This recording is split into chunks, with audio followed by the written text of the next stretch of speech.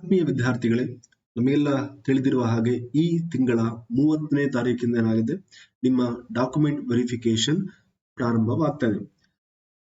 ಬಹಳಷ್ಟು ವಿದ್ಯಾರ್ಥಿಗಳು ಕೇಳ್ತಾ ಇದ್ರು ನಾವು ಯಾವ ಡಾಕ್ಯುಮೆಂಟ್ಸ್ ತೆಗೆದುಕೊಂಡು ಹೋಗ್ಬೇಕು, ಹಾಗೆ ಜೆರಾಕ್ಸ್ ಪ್ರತಿಗಳನ್ನ ಎಷ್ಟು ತೆಗೆದುಕೊಂಡು ಹೋಗ್ಬೇಕು, ಹಾಗೆ ಗೆಜೆಟೆಡ್ ಆಫೀಸರ್ ಸಿಗ್ನೇಚರ್ ಅಂತಿದೆ, ಹಾಗೆ DDPI ಮತ್ತೆ BEO ಸಿಗ್ನೇಚರ್ ಇದೆ, ಅದೆಲ್ಲ ಸಿಗ್ನೇಚರ್ ಮಾಡಿಸ್ಲೇಬೇಕಾ, ಕಂಪಲ್ಸರಿನಾ ಅಂತ ಹೇಳಿ ಕೇಳ್ತಾ ಇದ್ರು.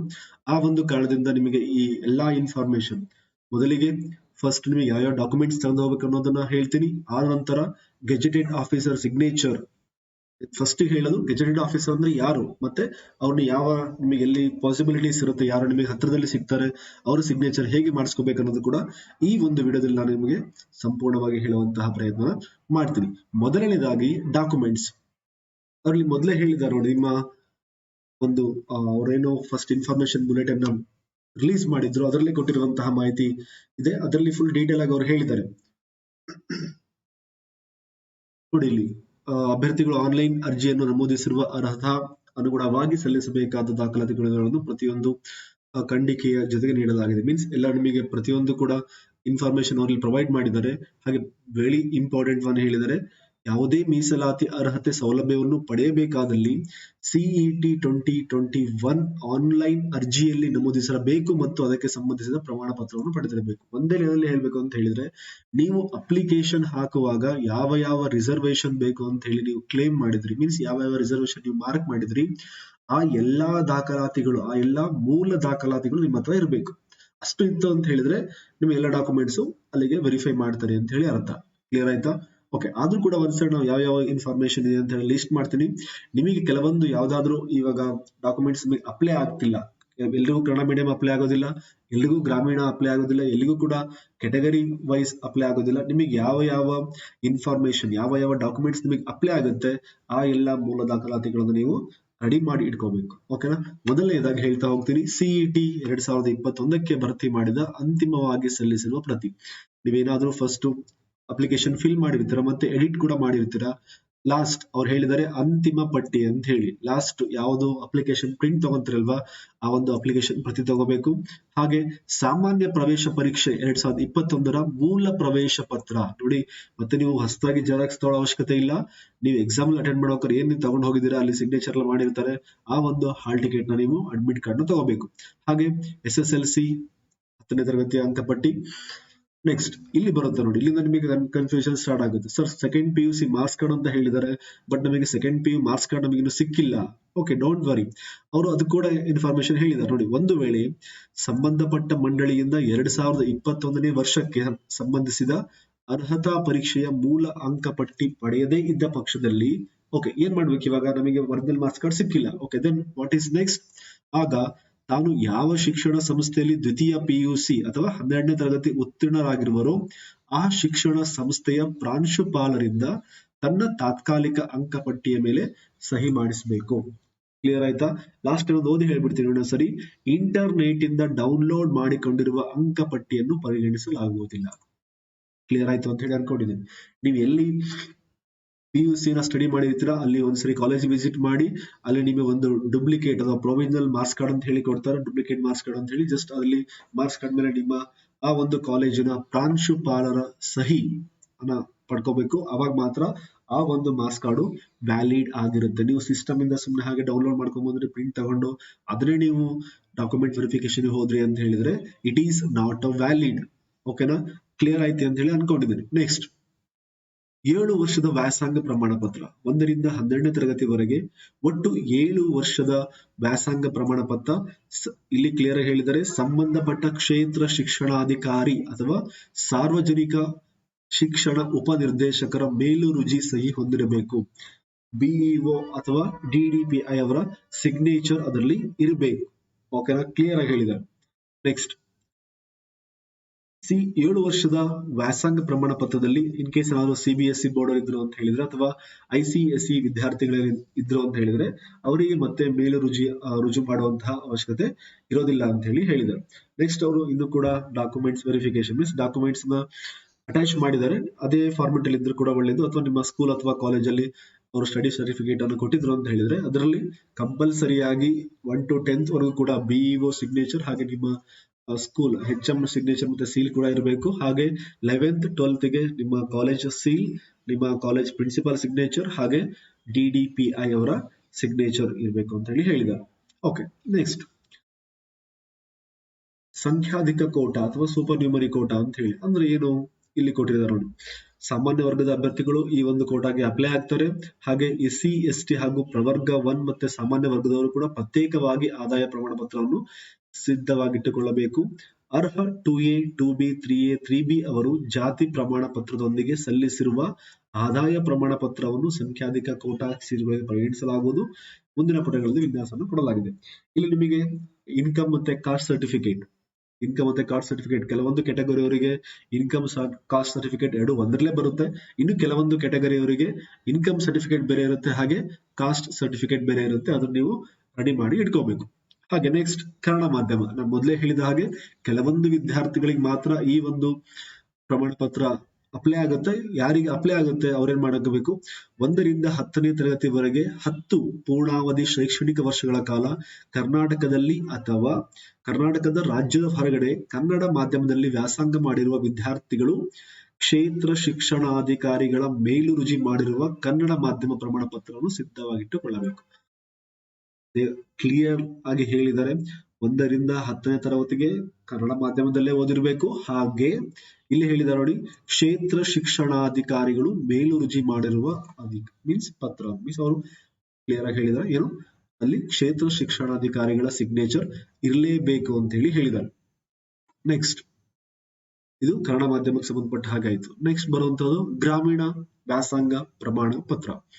ಇದು ಕೂಡ ಅಷ್ಟೇನೆ ಕರ್ನಾಟಕ ರಾಜ್ಯದಲ್ಲಿನ ಇತರ ಪ್ರದೇಶದಲ್ಲಿ ಕರ್ನಾಟಕ ರಾಜ್ಯ ಪುರಸಭೆಗಳ ಅಧಿನಿಯಮ, ಪೌರ ಸಭೆಗಳ ಅಧಿನಿಯಮ 1964 ಅಥವಾ ಕರ್ನಾಟಕದ ಪೌರ ನಿಗಮಗಳ ಅಧಿನಿಯಮ 1976ರಲ್ಲಿ ಹೇಳಿರುವಂತೆ ಬೃಹತ್ ನಗರ ಪ್ರದೇಶ, ಸಣ್ಣ ನಗರ ಪ್ರದೇಶ ಅಥವಾ ಪರಿವರ್ತನೆಯ ಹಂತದಲ್ಲಿರುವ ಪ್ರದೇಶಗಳನ್ನು ಹೊರತುಪಡಿಸಿ ಕರ್ನಾಟಕ ರಾಜ್ಯದಲ್ಲಿನ ಇತರ ಪ್ರದೇಶಗಳಲ್ಲಿರುವ ಶೈಕ್ಷಣಿಕ ಸಂಸ್ಥೆಗಳಲ್ಲಿ 1ರಿಂದ 10ನೇ ತರಗತಿಯವರೆಗೆ 10 ಪೂರ್ಣಾವಧಿ ಶೈಕ್ಷಣಿಕ ವರ್ಷಗಳವರೆಗೆ ವ್ಯಾಸಂಗ ಮಾಡಿರುವಂತಹ ಗ್ರಾಮೀಣ ಅಭ್ಯರ್ಥಿಗಳು ಸಂಬಂಧಪಟ್ಟ ಕ್ಷೇತ್ರ ಶಿಕ್ಷಣಾಧಿಕಾರಿಗಳು. ಇಲ್ಲಿ ಕೂಡ ಅಷ್ಟೇ 1ರಿಂದ 10ನೇ ತರಗತಿ ಒಳಗೆ ನೀವು ಗ್ರಾಮೀಣ ಪ್ರದೇಶದಲ್ಲಿ ಸ್ಟಡಿ ಮಾಡಿರ್ಬೇಕು.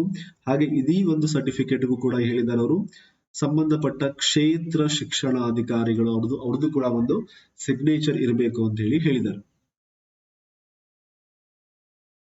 ನೆಕ್ಸ್ಟ್ ಇದು ಕನ್ನಡ ವ್ಯಾಸಂಗ ಪ್ರಮಾಣ ಪತ್ರಕ್ಕಾಯ್ತು. ನೆಕ್ಸ್ಟ್ ಜಾತಿ ಮತ್ತು ಆದಾಯ ಪ್ರಮಾಣ ಪತ್ರ. ನಾನು ಆವಾಗಲೇ ಹೇಳಿದ ಹಾಗೆ ಕೆಲವೊಂದು ಕೆಟಗರಿ ಅವರಿಗೆ ಯಾವುದು ಇನ್ಕಮ್ ಸರ್ಟಿಫಿಕೇಟ್ ಬರುತ್ತೆ, ಕೆಲವೊಂದು ಕಾಸ್ಟ್ಗೆ ಇನ್ಕಮ್ ಮತ್ತೆ ಕಾಸ್ಟ್ ಸರ್ಟಿಫಿಕೇಟ್ ಎರಡಲ್ಲೂ ಕೂಡ ಒಂದರಲ್ಲೇ ಬರುವಂತಹ ಚಾನ್ಸಸ್ ಇರುತ್ತೆ.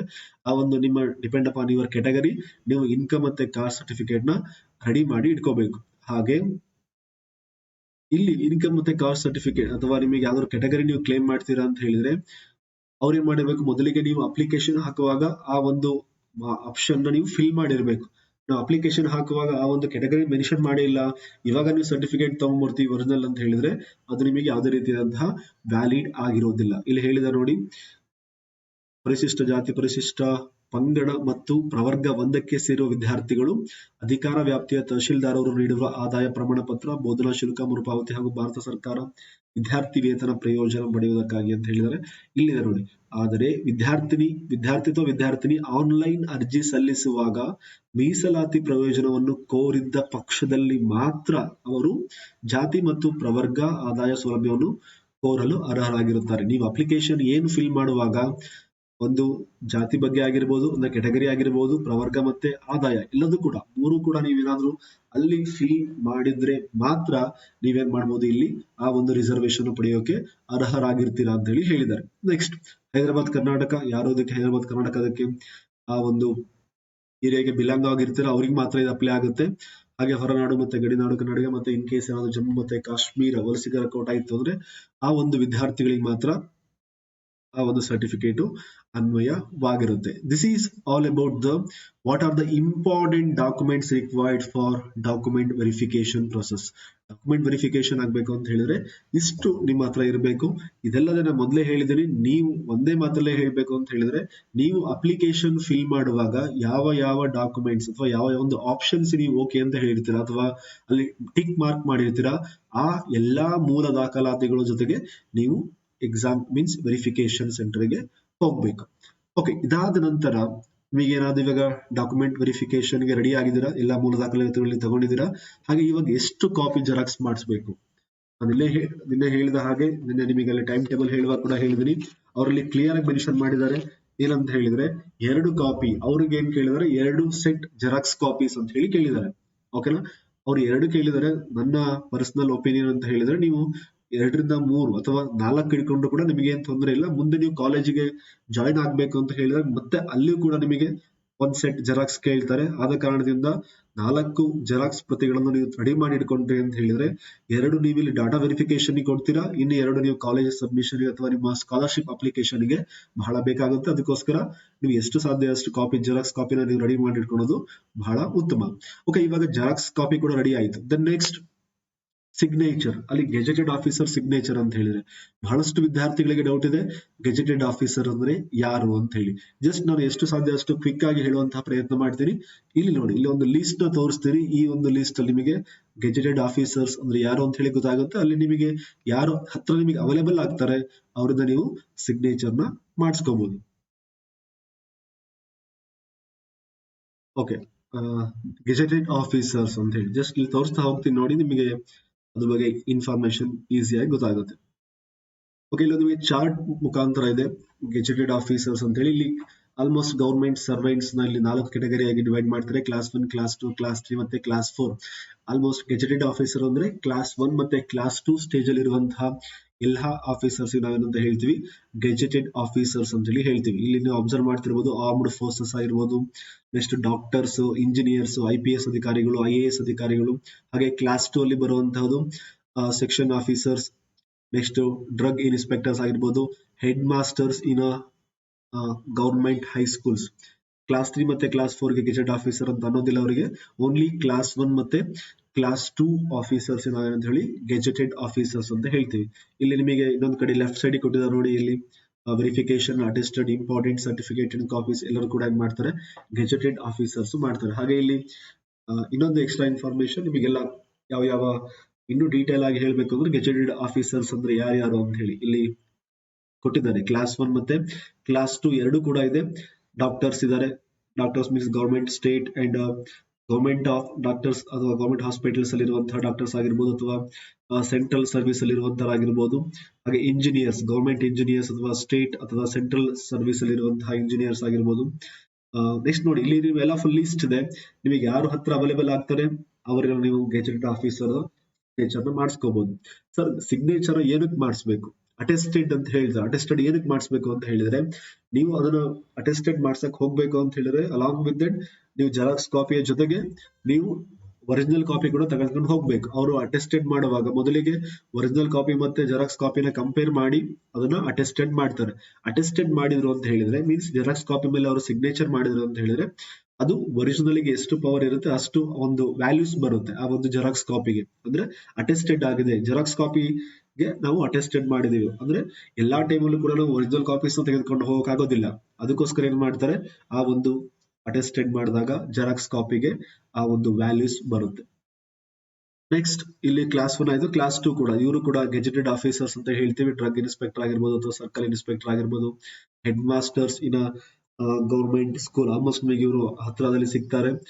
ಗೌರ್ಮೆಂಟ್ ಡಿಗ್ರಿ ಕಾಲೇಜ್ ಆಗಿರ್ಬೋದು, PU ಕಾಲೇಜ್ ಆಗಿರ್ಬೋದು, ಎಲ್ಲರೂ ಕೂಡ ಇರ್ತಾರೆ. ಹಾಗೆ ನೋಡಿ, ಚೀಫ್ ಫಾರ್ಮಸಿಸ್ಟ್ ಇರ್ತಾರೆ, superintendent of exercise and customs. These are the officers ನಾವೇನಂತ ಹೇಳ್ತೀವಿ, ಗೆಜೆಟೆಡ್ ಆಫೀಸರ್ಸ್ ಅಂತ ಹೇಳ್ತೀವಿ. Junior doctors in government hospitals, government hospital ಇರುವಂತಹ ಡಾಕ್ಟರ್ಸ್ ಕೂಡ ನಾವು ಗೆಜೆಟೆಡ್ ಆಫೀಸರ್ಸ್ ಅಂತ ಹೇಳಿ ಹೇಳ್ತೀವಿ. This is all very important information regarding what are the documents required for your document verification. ಹಾಗೆ ಗೆಜೆಟೆಡ್ ಆಫೀಸರ್ಸ್ ಅಂದ್ರೆ ಯಾರು, ನಾವು ಯಾರಿಂದ ಸಿಗ್ನೇಚರ್ ಮಾಡಿಸ್ಕೋಬೇಕು, ಹಾಗೆ ಎಷ್ಟು ಕಾಪೀಸ್ ಗೆ ನೀವು ಸಿಗ್ನೇಚರ್ ಮಾಡಿಸ್ಕೋಬೇಕು, ಎಲ್ಲ ಇನ್ಫಾರ್ಮೇಶನ್ ನಾನು ನಿಮಗೆ ಹೇಳುವಂತ ಪ್ರಯತ್ನ ಮಾಡಿದ್ದೀನಿ. This is all about today's video.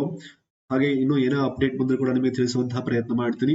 In case ಏನಾದರೂ ಈ ಒಂದು ಇನ್ಫಾರ್ಮೇಶನ್ ನಿಮಗೆ ಯೂಸ್ಫುಲ್ ಆಗಿತ್ತು ಅಂದ್ರೆ ಮಾತ್ರ ಲೈಕ್ ಮಾಡಿ, ಹಾಗೆ ಸಬ್ಸ್ಕ್ರೈಬ್ ಮಾಡೋದನ್ನ ಮರಿಬೇಡಿ. This is all about this video. We will meet soon in a next update. Thank you very much.